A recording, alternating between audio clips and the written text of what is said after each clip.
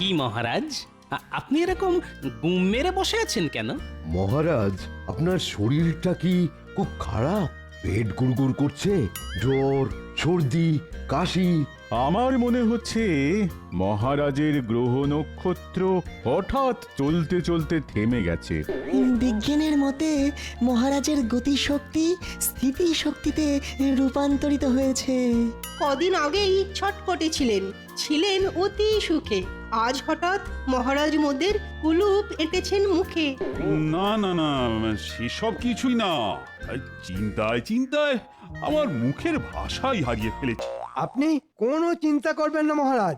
আপনার কি সমস্যা শুধু আমাকে খুলে বলুন, আমি সব সমস্যার সমাধান করে দেব। আরে সমস্যা কি শুধু আমার নাকি? এই সমস্যা তোমাদের সকলের সমস্যা। হ্যাঁ? আমাদের সকলের কি সমস্যা? শোনো, কদিন বাদেই দুর্গাপুজো, এদিকে রাজকোষের অবস্থাও টলমল। তাই এবারে রাজবাড়ির পুজোটা বুঝলে ওই নম নম করেই করতে হবে। না না, শুধু নমনমর কেন, আমি বিশুদ্ধ আচার মেনে সমস্ত মন্ত্র উচ্চারণ করে সুন্দরভাবে পুজো করব। পণ্ডিত, তুমি পণ্ডিত হলেও তোমার উপস্থিত বুদ্ধি কিন্তু হাঁটুর নিচে। মহারাজের কথা নম নম মানে স্বল্প ব্যয়ে পুজোটা সামলাতে হবে, কি তাই তো? হ্যাঁ একদম। গোপাল, তুমি আমার মনের কথা বলেছো। কিন্তু মহারাজ, গোপালের কথা শুনে আপনার মন ভরলে কি হবে? রাজকোষ তো আর ভরল না। হ্যাঁ মহারাজ, এবার অল্প টাকার মধ্যে রাজবাড়ির দুর্গাপুজো সামলাতে হবে। তখন থেকে সেটাই তো ভেবে কুল কিনারা পাচ্ছি না। মহারাজ, মহারাজ, আমার মনে হয় এই পুজোর কেনাকাটার দায়িত্ব গোপালের ওপর ছেড়ে দেওয়া উচিত। কেন কেন? গোপাল কেন? কারণ গোপালের মতন কিপ্টে এ রাজ্যে আর একটাও নেই। হ্যাঁ, এটা তো রাজবৈদ্য একদম ঠিক কথা বলেছে। হ্যাঁ তাই তো, গোপালের মতো কিপ্টে তো এ রাজ্যে আরেকটা নেই। তাই এবারে দুর্গাপুজোর সমস্ত দায়িত্ব তোমার উপরে ছেড়ে দিলাম গোপাল। যথা আজ্ঞা মহারাজ, আমি মাথা পেতে দায়িত্ব নিলাম মহারাজ। মহারাজ, এই অধমের দিকেও একবার তাকান। আমিও দুর্গা মায়ের সেবায় নিজেকে উৎসর্গ করতে চাই। তাই সব দায়িত্ব গোপালকে না দিয়ে আমাকেও কিছু দায়িত্ব দিন। ও ভালো তো। আর শুধু তুমি কেন, তোমাদের সকলকেই কিছু কিছু করে দায়িত্ব নিতে হবে। গোপাল কেনাকাটা করবে, আর সব কার্যকলাপ নিয়ন্ত্রণ করবে তোমরা। পুজোর জোগাড় করবে, ভোগের রান্না সাহায্য করবে, রাজবাড়ি সাজাতে সাহায্য করবে। ধুর ধুর, ভাবলাম এই সুযোগে কিছু টাকা পয়সা হাতানো যাবে, মহারাজ সবটাই মাটি করে দিলেন। ধুর ধুর। তাহলে গোপাল, তুমি আজ থেকেই কাজে লেগে পড়ো। পুজো তো আর বেশি দিন বাকি নেই। যথা আজ্ঞা মহারাজ। এই তো জোড়ামণি, তোরা চলে এসেছিস। আপনার কথার খেলাপ করার মতন সাহস এখনো আমাদের হয়নি মন্ত্রী মশাই। যাই হোক, তোদের কিছু কাজ করতে হবে। কি কাজ মন্ত্রী মশাই? সবকিছুতেই রাজি, যদি পাই পয়সা করি আজই। ওরে ধৈর্য ধর, সময় মতো সব পাবি। আগে কি করতে হবে সেটা শোন। বলুন মন্ত্রী মশাই। তোদেরকে গোপালের পিছনে ছায়ার মতো পড়ে থাকতে হবে। মহারাজ গোপালকে পুজোর সব দায় দায়িত্ব দিয়েছেন। গোপাল কখন কি কাজ করছে সেই সব জেনে আমাকে জানাতে হবে। ব্যাস এইটুকু কাজ? হ্যাঁ, এইটুকু। যা, এক্ষুনি কাজে লেগে পড়। আর আমাদের দিনা পাওনা? আগে কাজ, পরে দক্ষিণা। যা তো।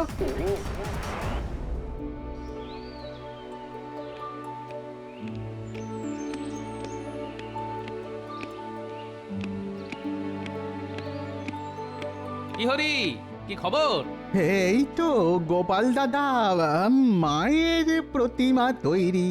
কালকে শুধু প্রতিমা রং করব আর কি। শোনো, এই টাকা কটা রাখো, যা প্রয়োজন হবে তুমি শুধু আমাকে বলো।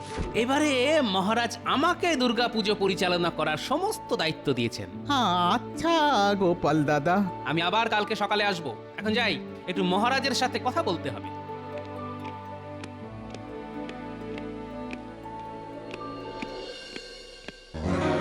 মন্ত্রীমশাই, খবর জোগাড় করে এনেছি। কি খবর চটপট বলে ফেল।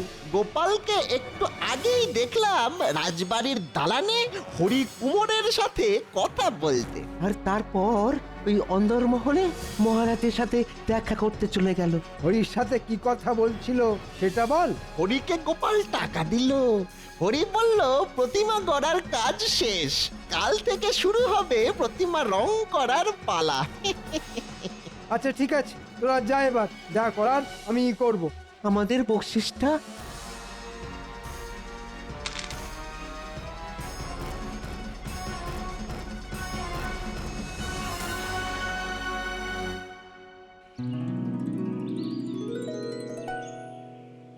কি হরি, মায়ের মূর্তি গড়ার কাজ কত দূর? এই তো রানীমা, হয়ে এসেছে, শুধু চোখ মুখ আঁকা বাকি। আচ্ছা ঠিক আছে ঠিক আছে, সকালে কিছু খেয়েছো? না রানীমা, এখনো কিচ্ছু খাওয়া হয়নি, বাড়ি গিয়ে খাবো। তুমি আগে তাড়াতাড়ি এসে খেয়ে নাও। রাজবাড়িতে কেউ অভুক্ত থাকে না, সে মহারাজ হোক আর সামান্য কর্মচারী হোক। আচ্ছা রানীমা, এক্ষুনি আসছি। এই তো সুযোগ, এবার গোপালকে ঠিক চাপে ফেলা যাবে।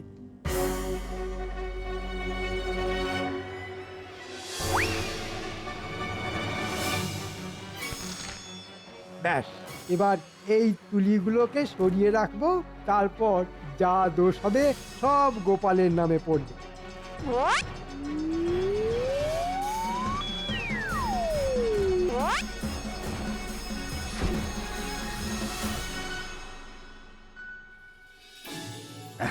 রাজবাড়ির দুর্গাপুজোর কাজ বেশ জোর কদমে শুরু হয়ে গেছে। আমি গোপালের তৎপরতা দেখে বেশ খুশি হয়েছি। সে তো বুঝলাম মহারাজ, এবার আমাদের খুশি করার বন্দোবস্তটাও করুন। এই কদিন বাদেই পুজো শুরু হয়ে যাবে, কিন্তু এখনো পুজোর এবারের ভাতাটা পেলাম না।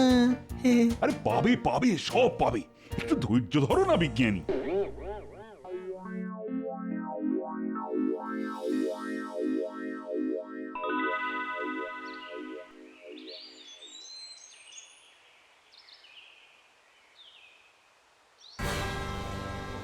এই মরেছে, সব কিছুই তো আছে, হঠাৎ করে প্রতিমা রং করার তুলিগুলো গেল কোথায়? দূর দূর দূর, কোথায় যে রাখলাম তুলিগুলো? কোথায় যে রাখলাম? সর্বনাশ হয়ে গেছে মহারাজ, সর্বনাশ হয়ে গেছে। হ্যাঁ, কি সর্বনাশ হলো গহরি? আর বলবেন না মহারাজ, আমার দুর্গা প্রতিমা গড়ার কাজ মোটামুটি সমাপ্ত, শুধুই চোখ মুখ আঁকা বাকি। এখন দেখছি আমার রং করার কোনো তুলি নেই। আচ্ছা হরি, তুমি তোমার বাড়ি থেকে আসার সময় তুলি এনেছিলে তো? হ্যাঁ গোপাল দাদা, এনেছিলাম। তাহলে তুলি রাজবাড়ির দালান থেকে গেল কোথায়? আমি চারিদিক তন্ন তন্ন করে খুঁজলাম, কিন্তু কোথাও পেলাম না। হ্যাঁ, এ তো ভারী মুশকিল হলো। তুলি না পাওয়া গেলে প্রতিমা গড়ার কাজ সম্পূর্ণ হবে কিভাবে? হয়েছে ওই গোপালের জন্য মহারাজ। ওকে দায়িত্ব দিলে এরকম তুলির মতো আরো কত কিছু দিনে দুপুরে উদাও হয়ে যাবে, দেখতেই পাবেন। একদম বাজে কথা বলবেন না মন্ত্রী মশাই, আমি অপয়া হলে আপনি একটা শুটকো। কি বললে? এই, তোমরা থামবে? আচ্ছা হরি, তুমি একটু অপেক্ষা করো, আমি রাজসভাসদের পুজোর বকশিস দেওয়ার কাজ শেষ করেই তোমার সাথে এই নিয়ে আলোচনা করছি। তোমরা সবাই সারিবদ্ধভাবে সামনে এসে দাঁড়াও আর একে একে পুজোর বকশিস নিয়ে যাও। প্রথমে আসবে রাজবৈদ্য।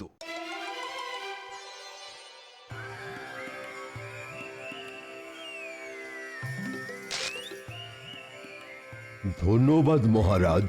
এরপর বিজ্ঞানী।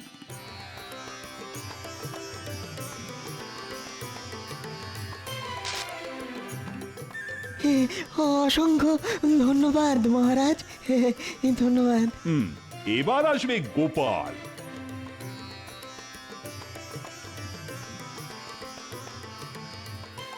ধন্যবাদ মহারাজ। মন্ত্রী, এগিয়ে এসো। এ কি মন্ত্রী, তোমার হাতে রং লাগলো কোথা থেকে? এই মরেছে, তুলিগুলো সরানোর পরে হাত ধুতে ভুলে গেছি। কি হলো মন্ত্রী মশাই, চুপ করে আছেন কেন? বলুন, আপনার হাতে রং এলো কোথা থেকে? হ্যাঁ মন্ত্রী বলো। আগে না মানে কিছু না মহারাজ। আচ্ছা হরি, তুমি একটু এদিকে এসে দেখো তো রংটা চেনা চেনা লাগছে কিনা। হ্যাঁ হ্যাঁ, এই নীল রং দিয়েই তো আমি কার্তিকের ময়ূর রং করেছি। হ্যাঁ, তাহলে তো দেখছি হিসেব একদম পরিষ্কার হয়ে গেল। তোমার তুলি উধাও হওয়ার রহস্যের কথা একমাত্র মন্ত্রী মশাই বলতে পারেন। মন্ত্রী আসলে মহারাজ, আমি চিত্রশিল্পের জন্য তুলিগুলো নিয়েছিলাম, ভেবেছিলাম পরে ফেরত দিয়ে দেব। যাও মন্ত্রী, তুলিগুলো যেখানে সরিয়ে রেখেছো সেখান থেকে নিয়ে এসো, নইলে তোমাকে আমি চিত্র বানিয়ে একেবারে দেওয়ালে টাঙিয়ে দেব। আচ্ছা মহারাজ, তোমায় আমি পরে দেখে নেব গোপাল।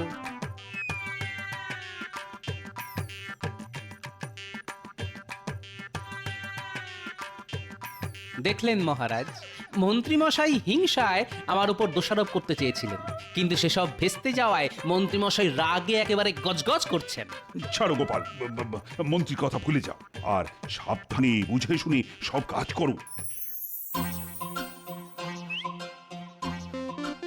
ও দাদু, দাদু তোমার হাতে ওগুলো কি গো দাদু? দাদু, ও দাদু, আমাদের জন্য কি এনেছো? ও দাদু, এবার পুজোয় আমাদেরকে কিছু কিনে দেবে না? ও দাদু। আরে আরে দাঁড়া দাঁড়া, সবার জন্য সব কিনেছি। এই নে, এটা পুঁটির পুজোর জামা, এটা ন্যাপলার, এটা গুলটের, আর এটা ট্যাপার, আর এটা পুঁচকের। তুমি খুব ভালো দাদু, খুব ভালো। এবার আমরা পুজোয় দারুণ মজা করব। শোন, তোদের একটা কাজ করতে হবে। ঠিক আছে দাদু। আমাদের মন্ত্রী মশাইয়ের পিছনে ছায়ার মতো পড়ে থাকতে হবে। ছায়ার মতো? হ্যাঁ, লুকিয়ে লুকিয়ে মন্ত্রী মশাই কখন কি ছলাকলা করছেন সব জানতে হবে। কেন দাদু? তোরা তো জানিস মন্ত্রী মশাই আমার উপর চিরকাল শুধু হিংসা করে এসেছে। এবারে মহারাজ আমাদের রাজবাড়ির দুর্গাপুজোর সমস্ত দায়িত্ব আমাকে দিয়েছেন, তাই ওনার হিংসা দ্বিগুণ হয়ে গেছে। তাই উনি চেষ্টা করছেন কলকাঠি নেড়ে আমাকে বিপদে ফেলার। আমরা থাকতে তোমার কোনো বিপদ হতে দেব না দাদু, তুমি নিশ্চিন্তে থাকতে পারো। সেই ভরসাতেই তো আছি রে। ঠিক আছে, এখন আমি চললাম। তোদের দিদা আবার আমার জন্য হয়তো ভাত পেড়ে বসে আছে। আসি রে।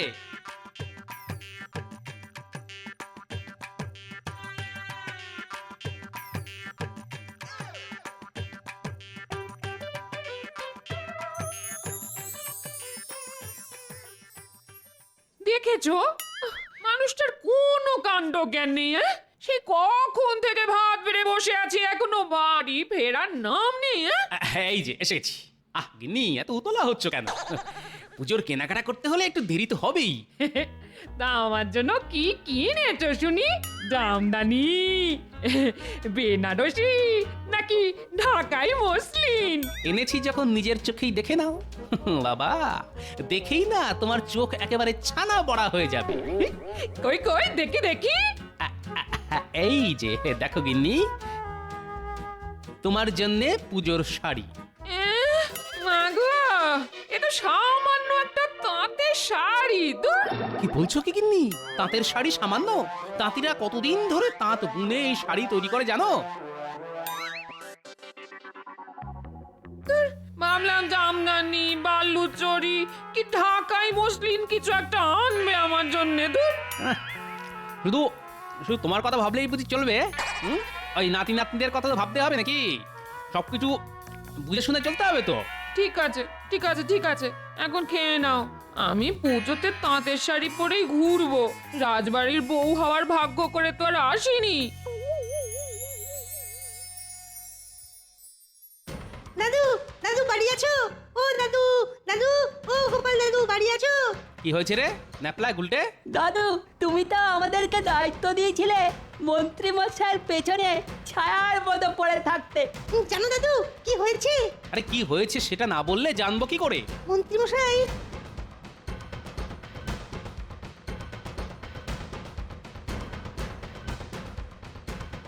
আচ্ছা, এই ব্যাপার।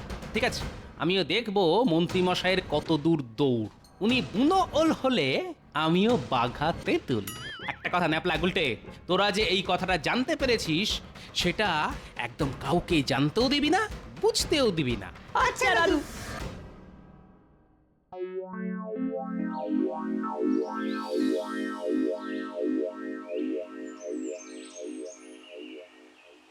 গো, বাড়িতে বসে আছো কেন? রাজবাড়িতে যাবে না? সপ্তমীর পুজো শুরু হয়ে যাবে তো। রাজবাড়িতে গিয়ে আজ আর কোনো লাভ হবে না। সকাল সকাল পুজোর দিনে কি সব আজে বাজে কথা বলছো বলো তো? চলো আমার সাথে এক্ষুনি রাজবাড়িতে চলো বলছি।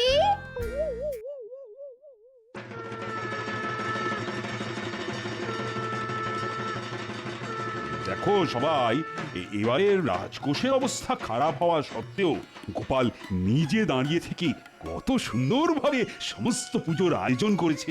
বাহ গোপাল বাহ। সবই তো বুঝলাম মহারাজ, সবাই এসে এখানে হাজির হয়েছে, কিন্তু পণ্ডিতের এখনো অবধি দেখা নেই। আর পণ্ডিত না আসলে পুজো শুরু হবেই বা কি করে? নবপত্রিকা পুজো, কলাবউ স্নান করানো। হ্যাঁ, ঠিকই তো বলেছো। পণ্ডিত না আসলে দুর্গাপুজোটা হবে কিভাবে? সত্যি তো, পণ্ডিত তো ভারী চিন্তায় ফেলে দিল। দেখলেন তো মহারাজ, গোপাল ডোবালো তো। পণ্ডিত না এলে পুরো পুজোটাই ভেস্তে যাবে। এ তো সত্যি খুব মুশকিল হলো। গোপাল, ও গোপাল, তুমি একবার পণ্ডিতের বাড়ি গিয়ে দেখে আসো না। মহারাজ একটু অপেক্ষা করুন, পণ্ডিত নিশ্চয়ই আসবে। আমি হলফ করে বলতে পারি আজ পণ্ডিত আসবে না। এ কি বলছেন মন্ত্রী মশাই? একবার দূরে তাকান, এই দেখুন কে আসছে।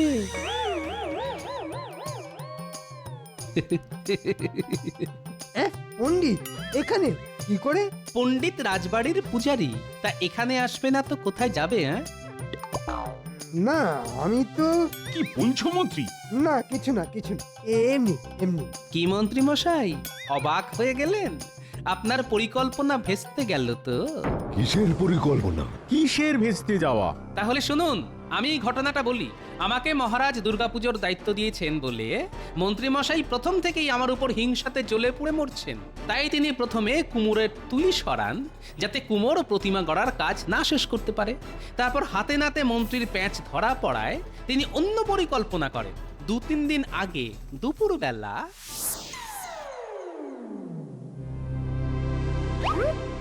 কি ভগবান, বাড়ি আছো? আরে মন্ত্রী মশাই যে, তা হঠাৎ করে আপনি আমার বাড়িতে? কোনো দরকার বুঝি? হ্যাঁ শোনো, তোমাকে এক কাজ করতে হবে। কি কাজ? আগে বলো, তুমি পুজোর সময় তোমার দেশের বাড়ি উড়িষ্যায় যাও কিনা? হ্যাঁ যাই। কেন? এবার তোমাকে তোমার সাথে আর একজনকে নিয়ে যেতে হবে। হ্যাঁ, আরেকজনকে? বলেন কি, কাকে? আমাদের রাজসভার পণ্ডিতকে তুলে নিয়ে যেতে হবে। এই মরেছে, তাহলে কৃষ্ণনগর রাজবাড়ির এই পুজো কে করবেন? তোমাকে ওসব নিয়ে একদম চিন্তা ভাবনা করতে হবে না। পুজো হবে কি হবে না সেটা আমি বুঝে নেব। কিন্তু অত দূর একজনকে নিয়ে যাব, তা ওই খরচপাতি তা সেটা তো আছে নাকি?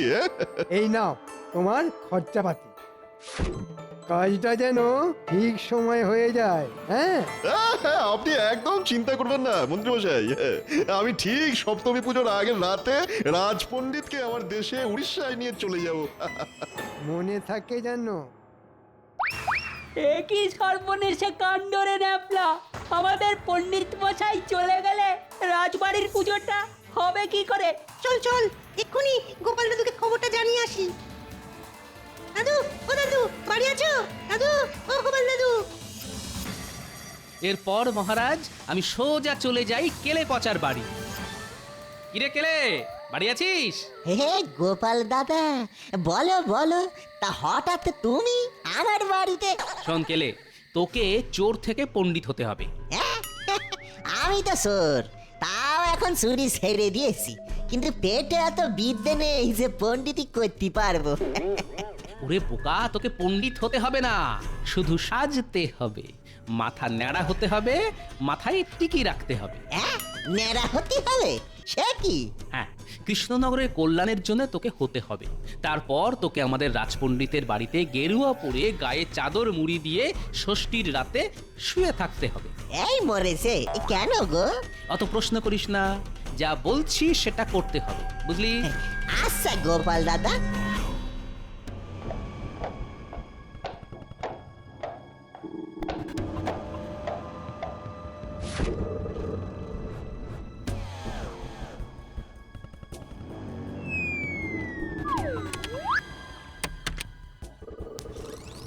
ওই তো এই পণ্ডিত চাদর মুড়ি দিয়ে শুয়ে আছে, এবার বেটাকে বেঁধে গরুর গাড়িতে তুললেই কাজ শেষ।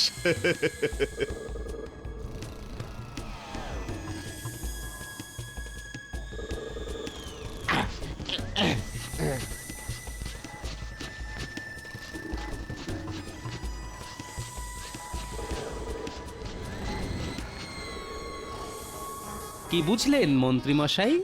আসল পণ্ডিত এখানে পুজো করতে এলো, আর পণ্ডিত রূপী কেলে পচা এখন উড়িষ্যায়। সাবাস গোপাল, সাবাস। আজ তোমার বিচক্ষণতার জন্য পুজোটা হচ্ছে, নইলে যে সব কিছু ভেস্তে যেত। যা, আমার সব চাল ভেস্তে গেল। মন্ত্রী, আজ আমি তোমাকে শুলে চড়াবো। থাক না মহারাজ, শুভ দিনে আর ছুঁচো মেরে হাত বন্ধ করবেন না। না না না না, শাস্তি তো মন্ত্রীকে পেতেই হবে। ভুলে গেছে মহারাজ, ক্ষমা করুন। মহারাজ এক কাজ করুন, পুজোতে তো রোজ অনেক খাওয়া দাওয়া হবে, অনেক বাসনপত্র হবে, সেই সব কিছু মন্ত্রী মশাই না হয় পরিষ্কার করবেন। হ্যাঁ, ঠিক বলেছ মন্ত্রী, তুমি তাই করবে, আর এটাই তোমার শাস্তি। তাহলে আর দেরি কেন, পণ্ডিত মশাই সপ্তমীর পুজো শুরু করুন। হ্যাঁ নিশ্চয়ই নিশ্চয়ই। বলো জয় মা দুর্গা। জয় মা দুর্গা। জয় মা দুর্গা।